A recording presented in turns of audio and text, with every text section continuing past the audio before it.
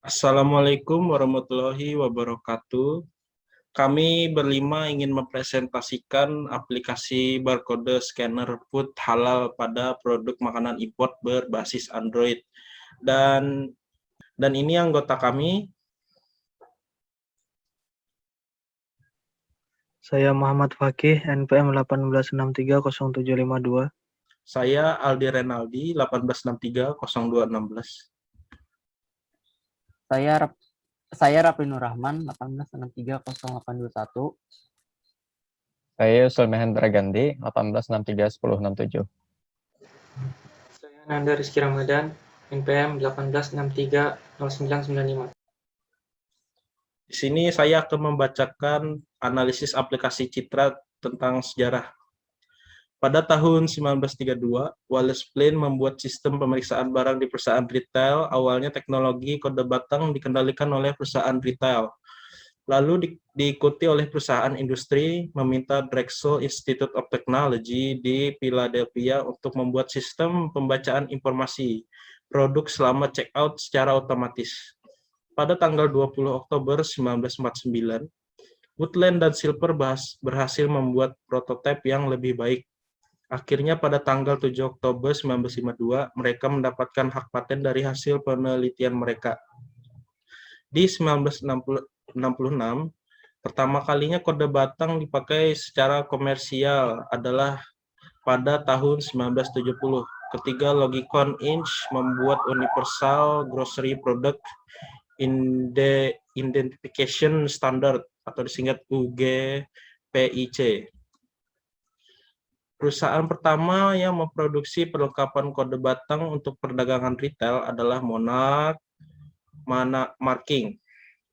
Pemakaian di dunia industri pertama kali oleh Plessey Telecommunication pada tahun 1972, toko Kroger di Cincinnati mulai menggunakan Bullseye Code. Selain itu, sebuah komite dibentuk dalam grocery industry untuk memilih kode standar yang digunakan untuk di industri. Prinsip kerja.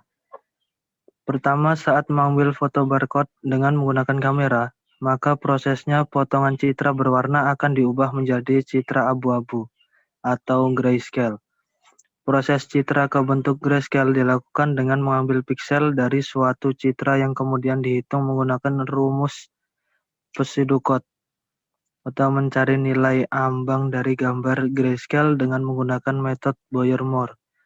Setelah ditentukan nilai ambang atau threshold yang diperoleh menggunakan Boyer-Moore, proses menghitung nilai histogram normalisasi dari piksel gambar grayscale selanjutnya menghitung jumlah kumulatif, dan sesudah menghitung jumlah kumulatif, proses selanjutnya menghitung rata-rata intensitas global. Dilanjutkan menghitung varian antar kelas-kelas atau piksel gambar grayscale.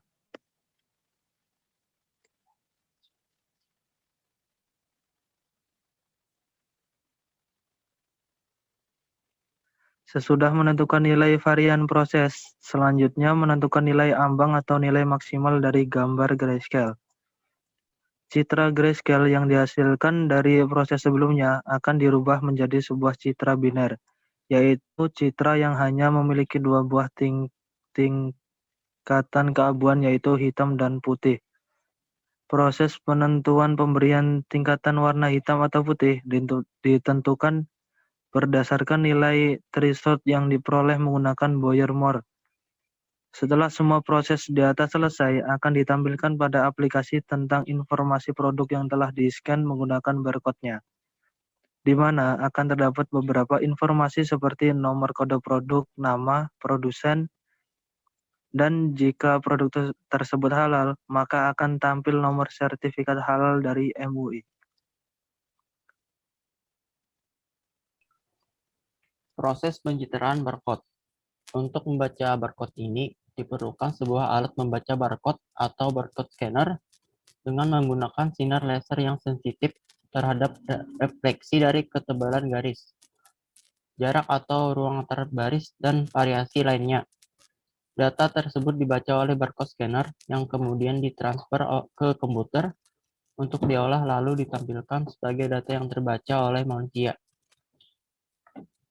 Pada awalnya, pembaca kode batang yaitu scanner atau pemindai dirancang dengan mengandalkan cahaya yang tetap dan satu fotosensor yang secara manual digosokkan pada kode batang. Kode batang scanner dapat digolongkan menjadi 3 kategori berdasarkan koneksi ke komputer, yaitu jenis RS-232. Kode batang scanner menggunakan konektor RS-232.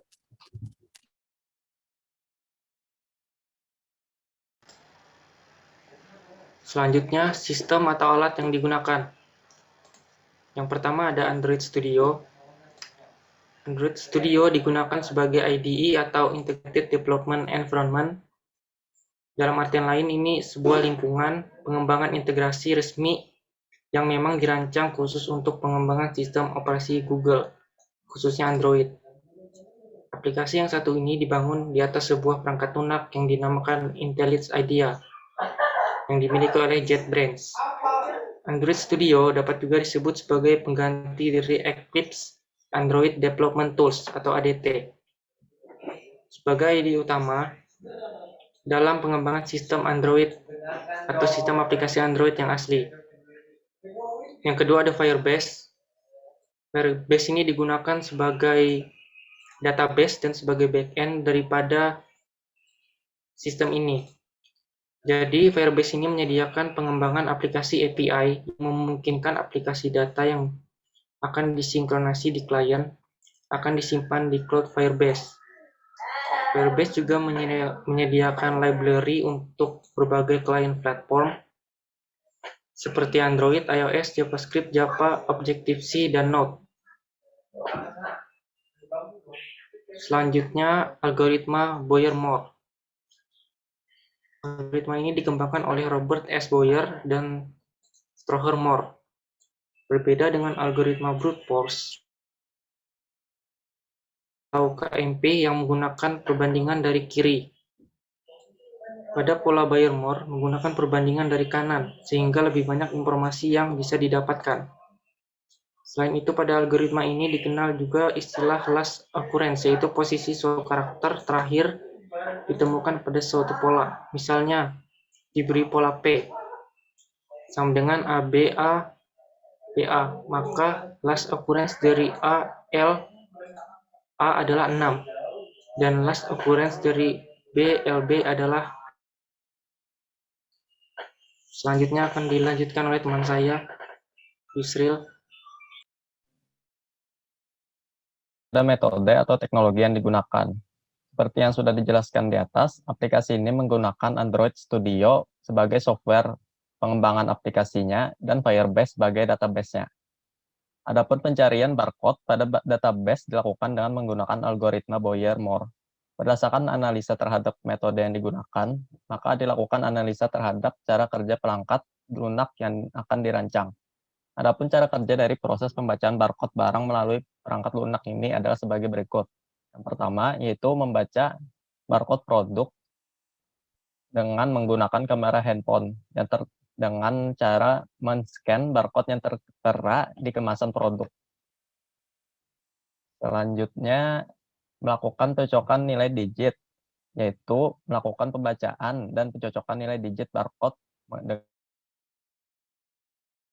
Proses ini bertujuan untuk menentukan atau menemukan produk mana yang dimaksud oleh user untuk diketahui informasi identitasnya. Dan yang terakhir yaitu melakukan validasi barcode.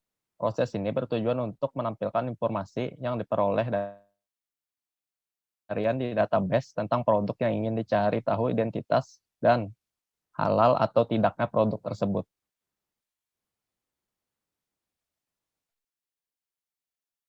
Ini sama seperti dengan judulnya, yaitu untuk menentukan halal atau tidaknya suatu produk dengan cara men-scan barcode yang ada pada kemasan tersebut dengan menggunakan kamera handphone Android. Selanjutnya akan dijelaskan oleh Aldi. Ya, kesimpulan. Adapun kesimpulan yang diperoleh berdasarkan aplikasi mengenai pencarian informasi halal dan produk makanan import dengan menggunakan barcode scanner dengan algoritma Boyer-Moore. Ini adalah sebagai berikut. Satu, dalam pembacaan barcode sebuah produk, kualitas image dan dari barcode tersebut sangat mempengaruhi kecepatan pembacaan nilai digitnya. 2, barcode produk makanan yang dijual di Indonesia sebagian besar menggunakan barcode tipe IAN 13. 3, metode Boyer-Moore adalah metode yang tepat untuk digunakan sebagai pencarian nomor barcode di database. Ya, sekian terima kasih presentasi dari kami. Wassalamualaikum warahmatullahi wabarakatuh.